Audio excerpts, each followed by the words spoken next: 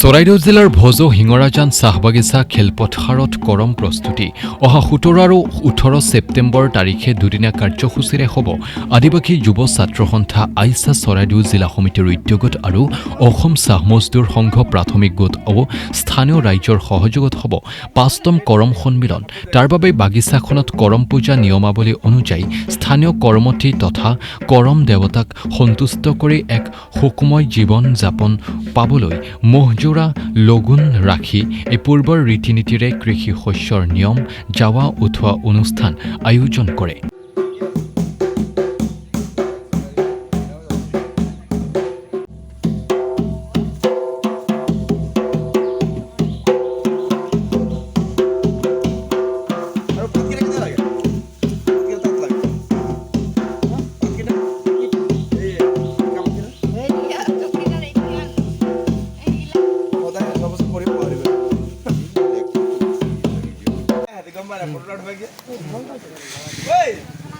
भैया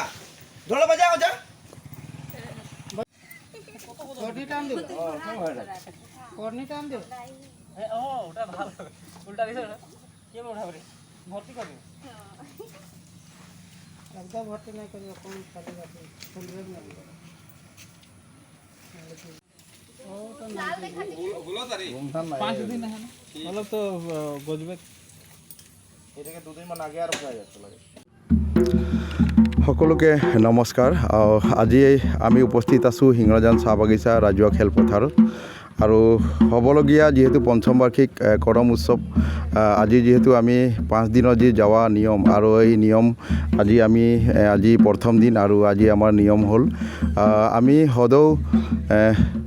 আদিবাসী যুৱ ছাত্ৰ সন্থা অসম চৰাইদেউ জিলা সমিতি আৰু অসম চাহ মজদুৰ সংঘ হিঙৰাজান প্ৰাথমিক গোটৰ উদ্যোগত তথা স্থানীয় হিঙৰাজান চাহ বাগিচা শ্ৰমিক তথা স্থানীয় গাঁওৰক্ষী বাহিনী সমূহ স্থানীয় ৰাইজৰ সহযোগত যিহেতু প্ৰথম বাৰ্ষিক আমি কৰম উৎসৱ অহা 17 তাৰিখ যিহেতু আমি উদযাপন কৰিব লৈছোঁ। আমি দুদিনীয়া কাৰ্যসূচী 17 আৰু 18 আৰু যিহেতু আজি আমাৰ প্ৰথম দিন যিহেতু আমি কৰম যিটো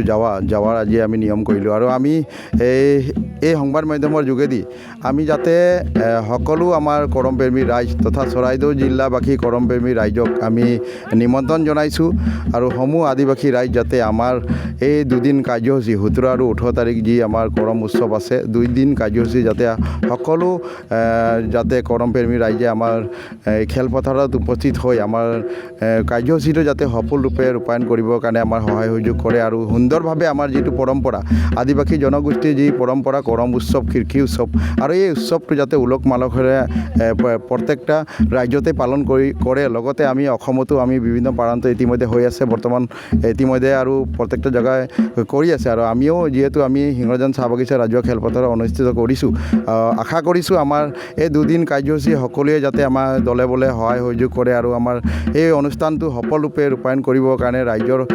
সঁহাৰি লাগে আৰু ৰাইজৰ সহযোগ লাগে। যাতে আশা কৰিছোঁ আমি এই 2 দিন কাৰ্যসূচীৰ যোগেদি আমাৰ যিসকলক আমি নিমন্ত্ৰণ কৰিছোঁ আৰু কিছুসকলক আমি যদি নিমন্ত্ৰণ কৰিবলৈ পৰা নাই তো আমি ক্ষমা প্ৰাৰ্থী যাতে সকলোৱে যাতে আমাৰ 2 দিন কাৰ্যসূচীতে